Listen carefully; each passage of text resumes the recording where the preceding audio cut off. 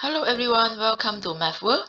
This video is to discuss Cambridge International AS and A-Level Mathematics Paper 5, which is a Probability and Statistics 1 for February-March 2020, and the code is 9709/52. So let's get started. Now for question number 1, the 40 members of a club include Ranuf and Said. All 40 members will travel to a concert. 35 members will travel in a coach and the other 5 will travel in a car. Ranuf will be in the coach and Said will be in the car. In how many ways can the members who will travel in the coach be chosen? Okay, so now basically there are 40 members. Alright, so these 40 members including Ranuf and Said. Okay, and we have 38 others. So now it's mentioned that out of these 40 members, 35 members will travel in a coach and the other 5 will be in a car. Ranuf will be in a coach. That means now here from 40, alright, this is coach, 35 in a coach, alright. So then another 5 in a car. So here 5 in a car. Then out of this 35, it includes Ranuf, and then we will have another 34 others. Then from the 5 in a car, it includes Said and another 4 others. Okay, so from here, the question says in how many ways can the members will be traveled in the coach be chosen? So which means from the diagram, now we need to consider how many ways to choose these 34 others. So which means you look at here, this I have out of 40, alright, I have 38 others. So from 38 others, I need to choose 34. That means obviously the working is, so number of ways, it will be just 38C 34. Okay, then you will be getting 73815. So that's the working for this question. Okay, question number 2. An ordinary fair die is thrown repeatedly until a 1 or a 6 is obtained. Right, A, find the probability that it takes at least 3 throws, but not more than 5 throws to obtain a 1 or a 6. Okay, so basically, we need to find what is the probability of getting a 1 or a 6 when you throw an ordinary fair die. Okay, so probability of getting 1 or 6, it will be 2 out of 6 because a fair die has 6 faces, so labeled 1 to 6. Now, 1 or 6 means just 2 over 6. I can simplify this into 1 over 3. Okay, then from here, I will say that X is geometric distributed with probability of 1 over 3. Because you need to throw the dice repeatedly until you get 1 or 6. That means this is to get the success, right? To get the first success. So, which means from here, I know that my P is 1 over 3. Then my Q, which is the probability of failure, it will be 1 minus 1 over 3. Then you will be getting 2 over 3 here. Okay, and now the question says probability it takes at least three throws, but not more than 5 throws. So the X here is actually number of throws. Right? So now I will write P at least 3 throws means your X greater or equals to 3, but not more than 5 means less than 5. Okay, so not more than 5 means can be inclusive 5. It can be 5. Now, to get this, we have a formula for the geometric distribution. So X is geometric distributed with probability of P. So Px less equals to X, it will be 1 minus Q to the power of X. Alright, so now I'm going to use this formula provided I have X less equals to X first. So which means now when you look at this, X between 3 and 5, which means let's say here 3, here 5, here is 0. So inclusive both, and to express in this less equals to, it will be less equals to 5, right? This is px less equals to 5 minus less equals to 2. Okay, that will be between 3 and 5. So from here, I will get px less equals to 5 minus px less equals to 3. Okay, and then for each of these, I will apply the formula. Alright, so which means it will be 1 minus q. Q is 2 over 3. Then now my x is 5. Put a bracket for this. Minus 1 minus 2 over 3 to the power of 3. Because your x is 3 now. Okay, so now from here, when you simplify the working, it will be 1 minus 32 over 243, and multiply this minus, so you will get minus 1 plus 4 over 9. So at last, you will be getting 76 over 243.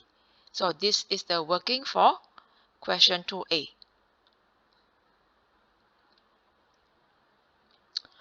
Okay, now B. On another occasion, this die is thrown 3 times. So the variable x is the number of times that a 1 or a 6 is obtained. Draw up the probability distribution table for x. Okay, probability distribution table, it is a table with probabilities and also the x values. So since the die is thrown 3 times, that means, right, I need to get the number of times. Let's say out of 3 times, I get no time. I never get 1 or 6, right? So it means that now px equals to 0. So it means that out of 3 times, you never get 1 or 6. So never get 1 or 6. Just now we say p is 1 over 3. Okay, to get 1 over 1 or 6, that the probability is 1 over 3. Now the probability of not getting 1 or 6 is 2 over 3. So from here, when px equals to 0 means that out of 3 times, never get never get 1 or 3. Okay, so from here, probably I can say that my x is binomial distributed. It's thrown 3 times, so the n is p, and the n is 3, and then the p is 1 over 3. So probably I will just write down this, then you can see clearly. Now, when px equals to 0 means that there's no success. So it means that you will not get 1 or 3, which means all 3 times will be other numbers. So the working will be 2 over 3 to the power of 3. So this is 8 over 27. Now I need to count when x equals to 1 means that when you throw 3 times, you might get 1 time of 1 or 6. So that means use the formula for binomial distribution. X is binomial distributed with n and p. N is a trial, then the p is the probability of success. So px equals to x, it will be ncx px q n minus x. This is the formula, which means now I will be getting 3c1, okay, because 1 success, 1 over 3 to the power of 1 due to 1 success, and it will be 2 failures. So when you calculate this value, it is 12 over 27. Okay, so you can calculate px equals to 2, but now I can just calculate px equals to 3. So px equals to 3 means all successes, right? It will be 1 over 3 to the power of 3, which is 1 over 27. Alright, now for px equals to 2, I can just use the formula 1 minus these 3 probabilities. So it will be px equals to 0 plus px equals to 1 plus px equals to 3. Otherwise, you can just apply this formula to calculate. So it's up to you. We have 2 options here. So now 1 minus 8 over 27 plus 12 over 27 plus 1 over 27. Then from here, the probability is going to be 6 over 27. Okay, so now to get the table, this is a table. So I need to draw a table here the first row is basically the x values. Then the second row is the probability of the corresponding x values. So now my x values will be 0, 1, 2, 3. So when Px goes to 0, just substitute here, okay? 8 over 27. So just fill in the blanks. I will get 8 over 27. And then when Px goes to 1, 12 over 27. Px goes to 2, 6 over 27, followed by the last value, 1 over 27. So that is the solution for part B.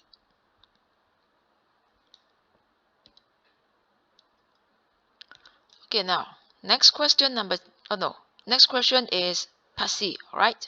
So find Ex. So from here, to get Ex, we need to use the formula. Ex is the expected value, which is summation x times P, which means you need to multiply all of this first before you get the sum. Summation means plus.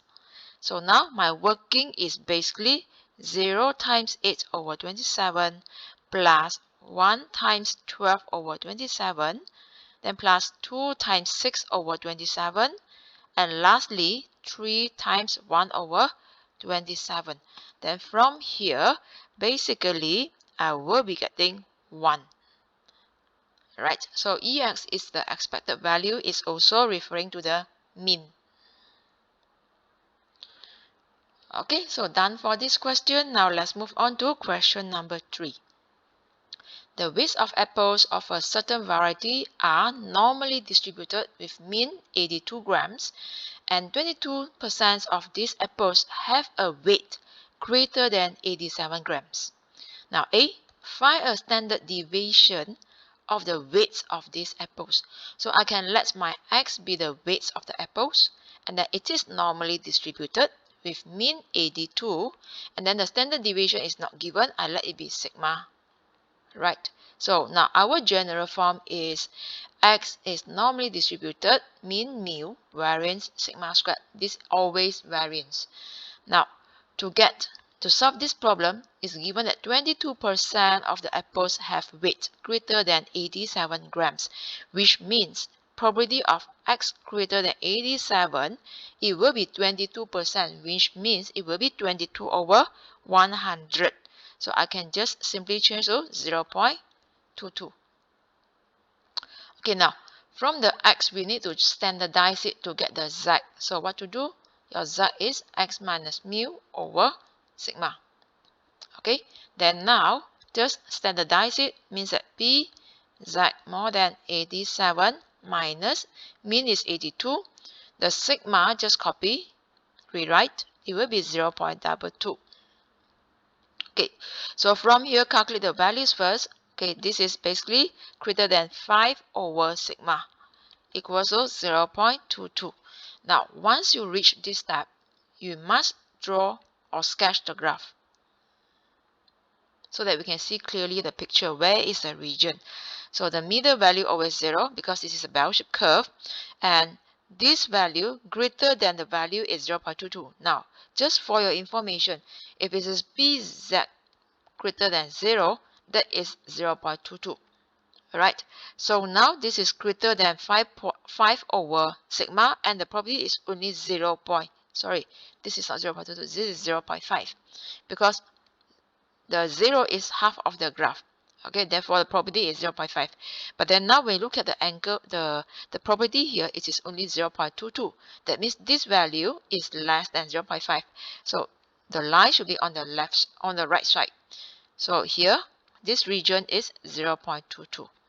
Okay, and then I will label this line as 5 over sigma.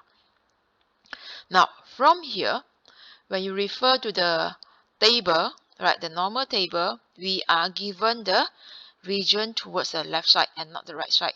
So which means now here I will get 0.78, so that the total region is 1.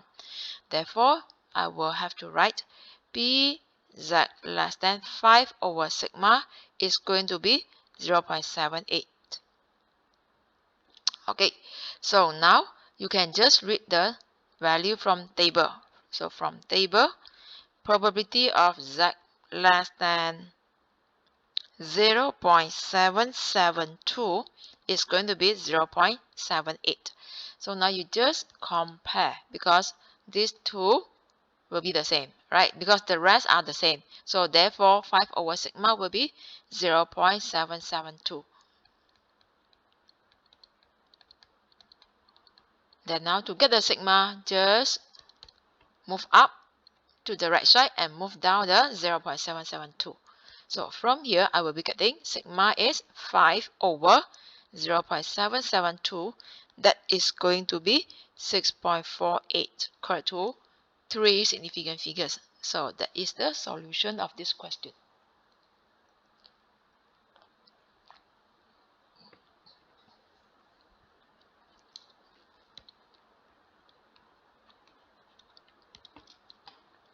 Okay, now B. Find the probability that the weight of a randomly chosen apple of this variety differs from the mean weight by less than 4 grams. Okay, this means, right, let's say this is your mu. Okay, differs means difference. So by 4 grams. So here 4 grams. And the right side also 4 grams.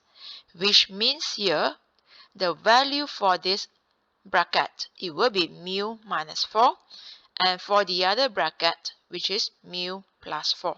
And now you need to count what is the probability that the weight is in between these two values. So now I will write P mu minus 4 less than x less than mu plus 4. That's the meaning of this question. Okay, now first of all, we standardize it. Remember just now we have this value, okay, 82 sigma squared. But then now I don't want to write the mu. I can just write P mu minus 4 minus mu over 6.48. Okay, I will just write my x is normally distributed with mean mu and 6.48 squared. Okay, so instead of replacing the mu in the question, so I will just leave it in mu, because I noticed that later on the mu will be cancelled off.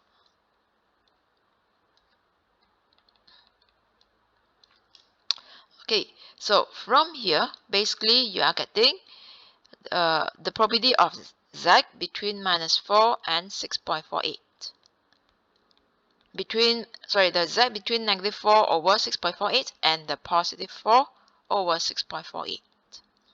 So now you can just calculate these two values. It will be between negative 0.617 and positive 0.617. And now I'll sketch a graph. Okay, negative 0.617 is on the left side, positive 0.617 is on the right side. Now this is the region that you need to calculate. Right, so we know that it is symmetrical as the origin. That means this side will be reflected to the right side and it becomes double of this orange color. Okay, so from here I will write it is double of the orange color. Orange color is basically between 0 and 0.617. So I will write it's in between these two values. And now to get the value from the table, we always refer to the region towards left side. So if it's Pz less than 0.617 minus the probability of z less than 0. So from here, I will write this is 2 p z less than 0.617 minus p z less than 0. Okay, and then now read the first probability from the table.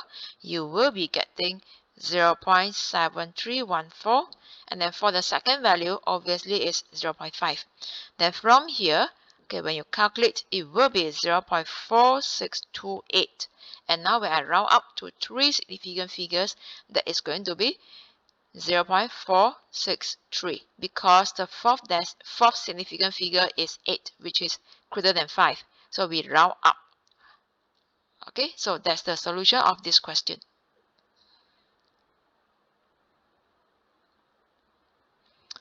Okay, now number 4. Richard has 3 blue candles. So 3 blue 2 red and 6 green candles. The candles are identical apart from their colors.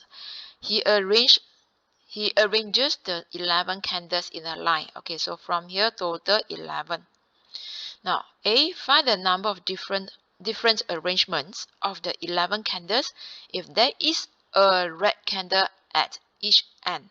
That means now here red candle, and then this is red candle. Right, since there are 11 candles here, so after you have arranged the 2 red candles, we still have 9 more left. Out of these 9, I have 3 blue candles and 6 green candles.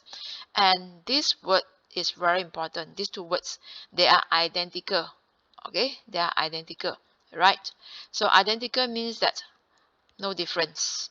So when no difference, the B is considered repeating, then the G is considered repeating as well. So now, since the two R are the same, are identical, so we are not arranging the red candles, right? So now I just need to arrange the 9 candles in the middle. So my number of arrangements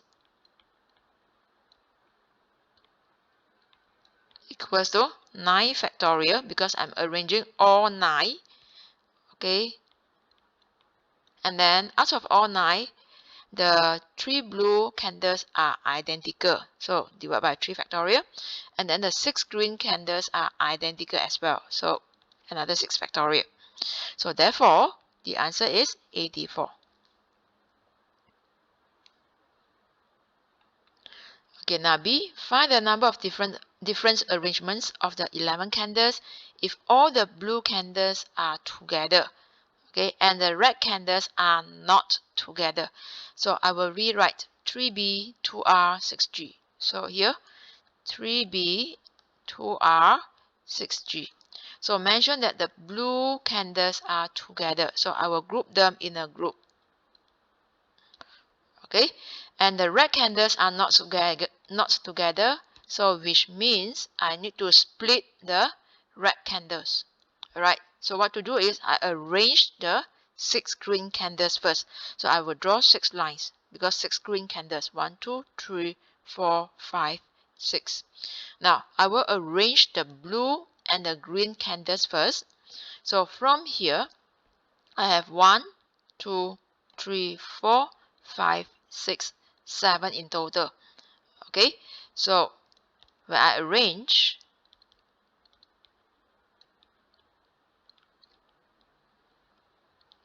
it will be 7 factorial, because I'm arranging all 7 candles. But if you just write 7 factorial, that means you are arranging all 7 different candles, right?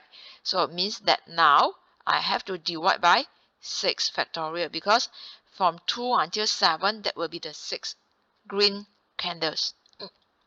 Okay, and when I write down 7 factorial, means that the 3B can be in any of the 7 places. Alright, now with this term, I have arranged the blue and green candles. Don't forget, you still have the 2R. Make sure the 2R are not together, which means now my R can be in any of these places. Okay, so here basically I have 1, 2, 3, 4, 5, 6, 7, 8. So I have 8 choices for the red candles, right? So now I will write, out of 8 slots, I just need 2. Here I use C, so because the 2R are identical candles, right? The 2 red candles are identical candles. If let's say the 2 red candles are not identical candles, then you have to use 8P2. Okay, because you still need to arrange the 2 red candles, but now they are the same, so we use C. So therefore, here is going to be 196. So this is the working for part B.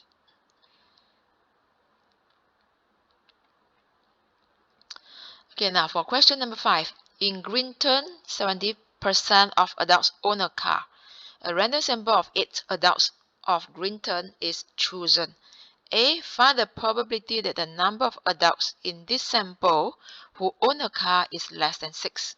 Alright, so now this is binomial distribution because the adults is discrete, number of adults is discrete, and there will be independent adults. Okay, so out of 8 adults, 70% owns a car. So from here, I know that my P is 0.7 and my Q is going to be 1 minus 0.7, which is 0.3. Okay, so now use the formula, binomial distribution formula. Probability of x equals to x, it will be NCX, PX, QN minus x. This is the formula. So now, according to the question, you need to calculate probability that the number of adults less than 6. So the x in my definition here is basically number of adults who own a car. So now px less than 6. So when px less than 6, you will start with 0. Okay, for the x. So it will be 0. You can just calculate 0 until 5. Or I can just write here. Okay, your x, right? Your x will be from 0, 1, 2, 3, 4, 5, 6, 7, 8. Since less than 6, I will say that 0 until 5. Or you can say 1, right? So everything 1 minus 6, 7, 8. So instead of calculating 0 until 5, I use the green color, 1 minus 6, 7, and 8. That will be shorter working, right? So now I will write 1 minus px equals to 6, 7, and 8. Okay, and then apply this formula.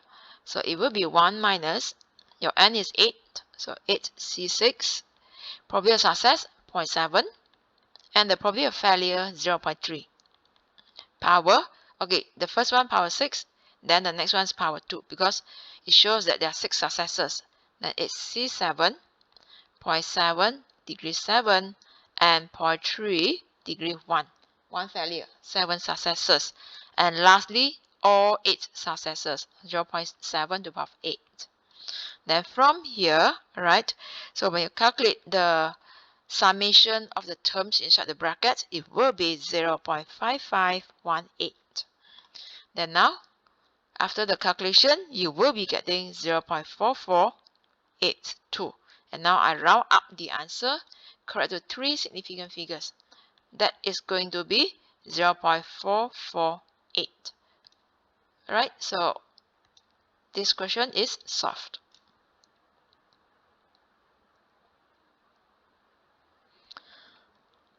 Okay, now a random sample of 120 adults from Grinton is now chosen. B. Use an approximation to find the probability that more than 75 of them own a car. Okay, so now your n is 120. Alright, so the p remains as 0.7. So from here, I need to find what is my NP. My NP is 120 times 0.7, that is 84. And then my NPQ, because it will be approximated to normal distribution. So now NPQ, the NP I have counted, which is 84. So I will just replace the NP by 84. Then the Q is 0.3. Then at last, I will be getting 25.2. Okay, basically my distribution was x is binomial distributed with n is 120 and then the p is 0.7. Now I have approximated it into normal distributed or normal distribution. So the mean is 84, the variance is 25.2. Alright, so now it's mentioned that more than 75 of the adults own a car. So x is more than 75. Now, for your information, this binomial is discrete. Okay, random variable, this normal is continuous. So from discrete change to continuous, we need to consider the continuity correction factor. Now draw a number line, label this value 75. So when greater than 75, my value of x basically starting from 76 and so on. So then the continuity correction factor means you have to consider either you plus or minus 0.5 from the given x. So now I just draw two lines. So this is 74.5 after you minus 0.5.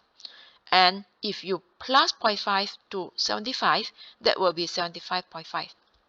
Okay, so what I need to do here is I will rewrite the P, change the X to W because it has been approximated. Copy the greater than, right? Copy the inequality sign. So now I have two choices. The first one is greater than 74.5. The second choice is greater than 75.5.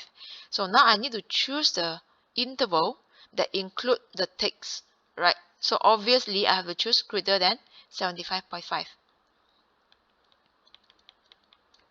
Okay, so after you have chosen this value, now it is already normally distributed, therefore we need to standardize it.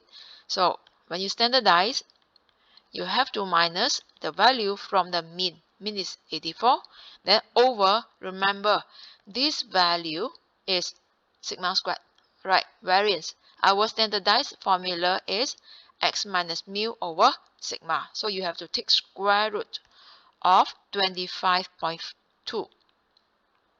Okay, and now from here you will be getting negative 1.693. Then now graph is always the next step after you have standardized the variable. So now our line is negative 1.693, and since it is greater than means the region towards right side. Okay, but then this value is not available. This region is not available in the table. What I need to do is I just reflect, because whenever the z value is negative, it is not available. So when I reflect, right, this negative reflect in the 0, that means it will be positive. And then the major region here becomes this major region, and it's also towards the left hand side. Right, so this region is available in the table. So I will write this is basically same as P z less than 1.693. And then we can just read directly from the table. You will be getting 0.9548. And now we round up to 3 significant figures. So by looking at the fourth significant figure, this value is greater than 5. Therefore, we round up the 4. Okay, so when you round up the 4, it becomes 955. So that is the working of this question.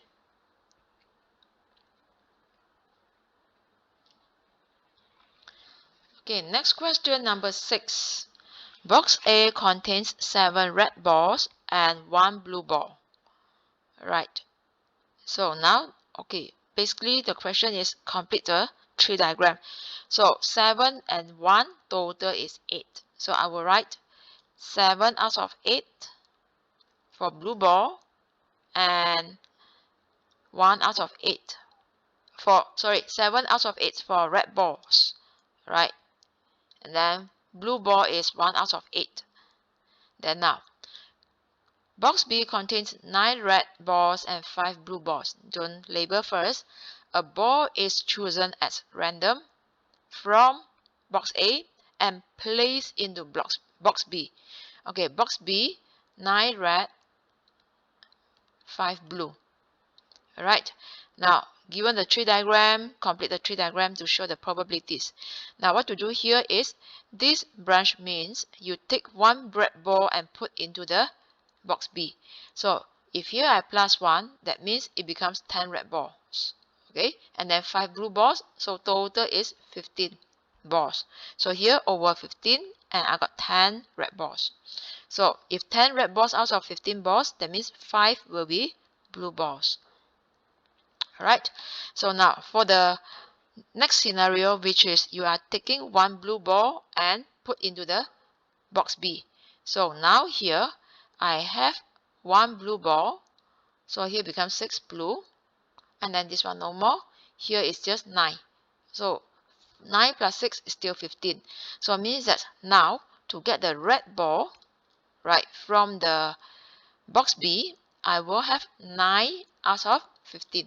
That is my probability.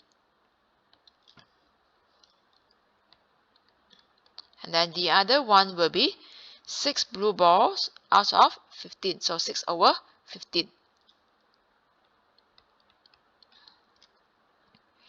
Okay, so this is the tree diagram.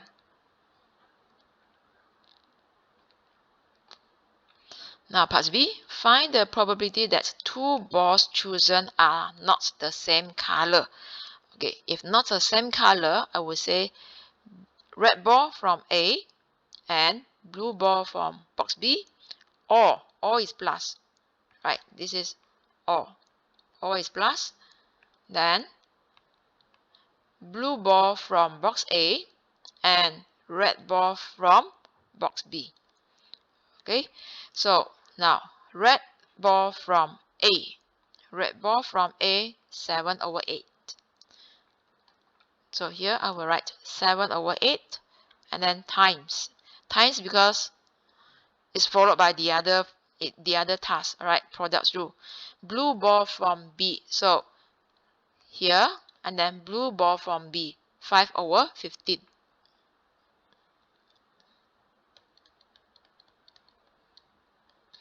Plus blue ball from box A. So which is this, and then followed by red ball, okay, from box B. So 1 over 8 times 9 over 15.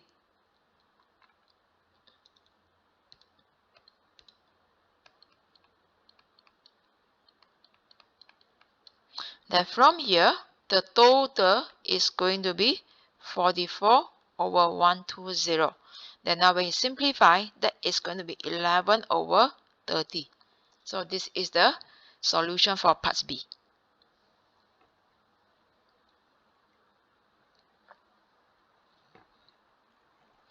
Okay, part C. Find the probability that the ball chosen from A is blue. Okay, given that, so whenever you see given that, this is conditional probability. The ball chosen from B is blue. Okay, now P is probability. Box A is blue, so BA is blue. Given that, so slash, box B is also blue, so BB. So now for your information, the conditional probability definition is PA slash B equals to P A intersects B over PB. Okay, so now by replacing or by modifying this formula, I will be getting PBA intersect BB over PBB. The subscripts means box, right? Box A or box B. So from here, I will be getting, okay, refer back to the tree diagram, BA and BB. So means both also blue balls. So both blue balls means 1 over 8 times 6 over 15. So 1 over 8 times 6 over 15 over, now BB means that blue ball from box B. So now refer back to the tree diagram. If blue ball with box B from box B means that it can be red ball from box A or blue ball from box A. So now I need to multiply, right? Multiply all this. So now it will be 7 over 8 times 5 over 15 plus the previous calculation. So 7 over 8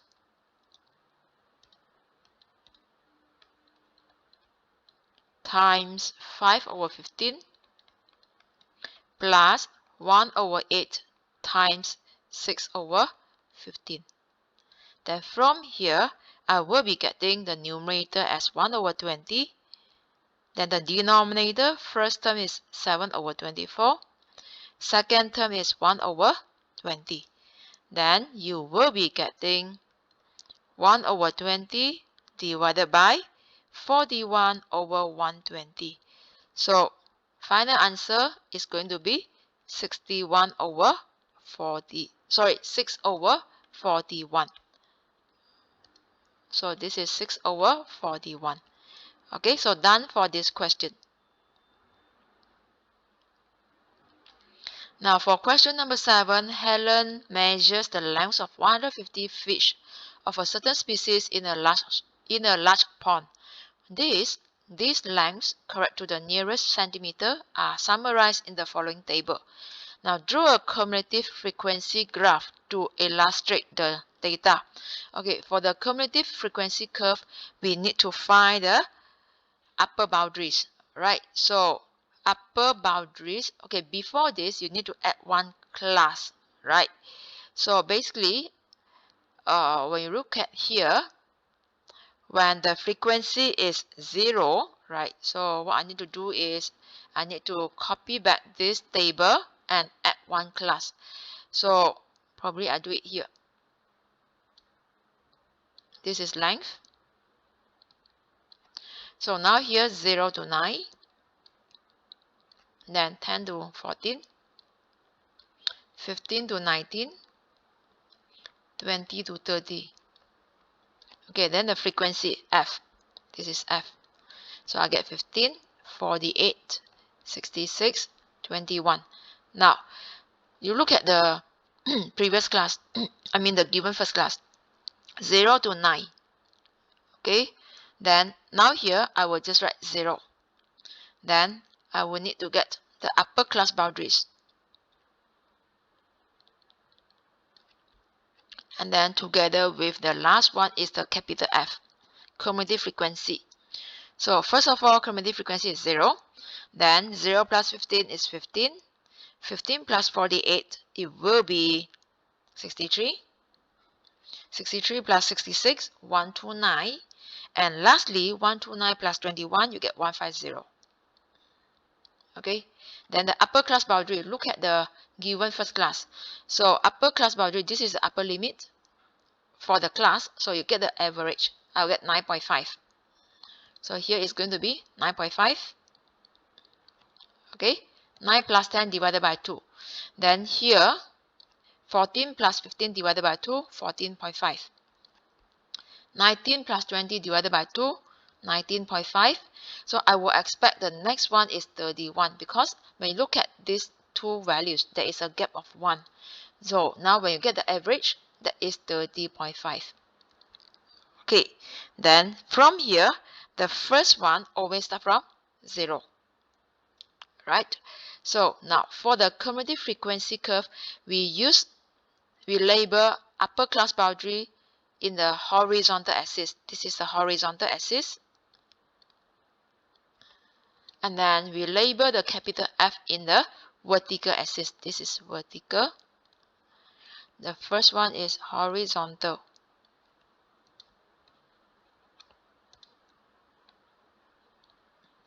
Okay, so now when you look at here, I need 9.5, 14.5, 19.5, and 30.5. So for the horizontal axis, so what I need to do here is I will just label now. So please draw the axis using ruler. Okay, I need to include up to 30.5. So probably because of the 14.5 and all this, so I will just use 5. Okay, so here's 0. This is 5, 10, 15, 20, 25, and then 30. Then now, for the upper class boundaries, I need to include up to 150. So by looking at the vertical axis here, most likely will be 20 units per 10 squares. So here will be 20, 40, 60, 80, 100, 120, 140, then 160. Okay, here is 160. Then this will be my cumulative frequency. Okay, so just label cumulative, or probably I label over here. This is my cumulative frequency. Right. So then from here, I will get the vertical axis. So now please mark this, please draw this using ruler. Okay, then you need to mark the points now. So firstly 0, 0. So I will get a point over here. And then next point is 9.5, 15. So 9.5, look at here, there are 10 squares. So 5 over 10 squares, it will be 0.5 for each square. So now I get 9.5 means just one square before the 10. And then my cumulative frequency is 15. Okay, so here there are 20 values. I mean the 10 squares to represent 20 values means each square is 2 values. So I need 15. So that means it will be 7.5 squares. This is my point.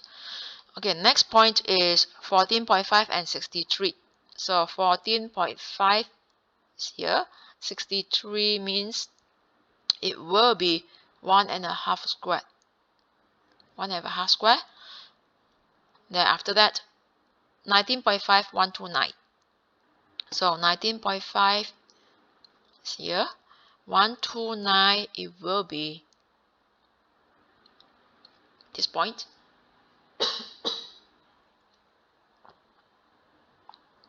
Excuse me. Then lastly, 30.5 and 150. So 30.5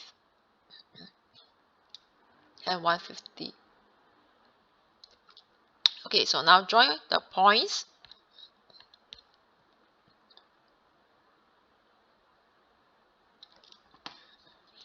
To get a smooth curve.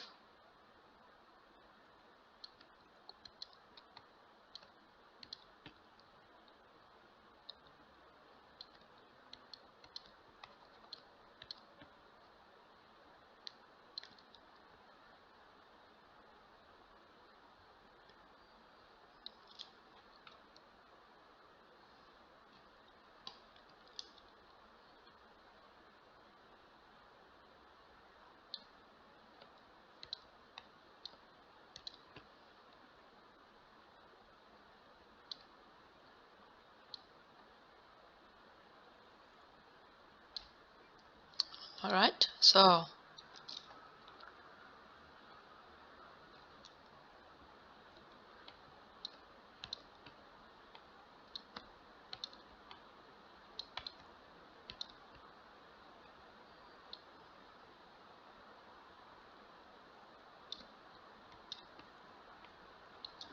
okay, so this is my graph.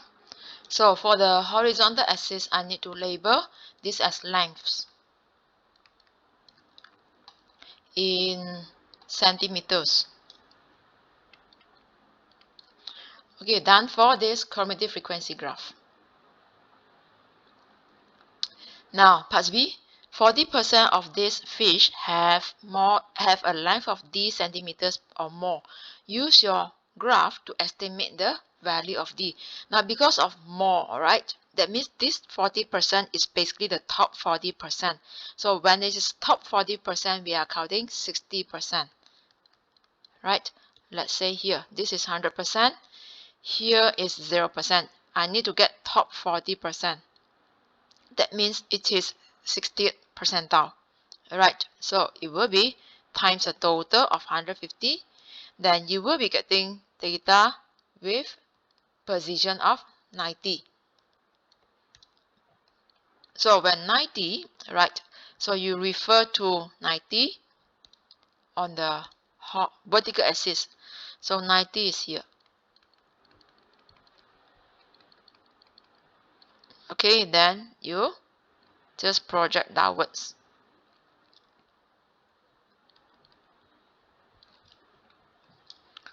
then I will be getting this result.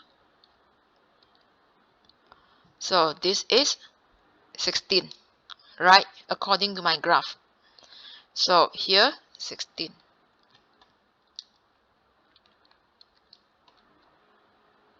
So I will get 16 centimeters. So this is the D. Okay, now the mean length of this 150 fish is 15.295. Calculate an estimate for the variance of the length of the fish. So X bar is 15.295. So to get variance, right, we need to get the midpoints. So now I will redraw the table. This is the F and the M. So F is the frequency. Copy the frequencies 15, 48, 66, and 21.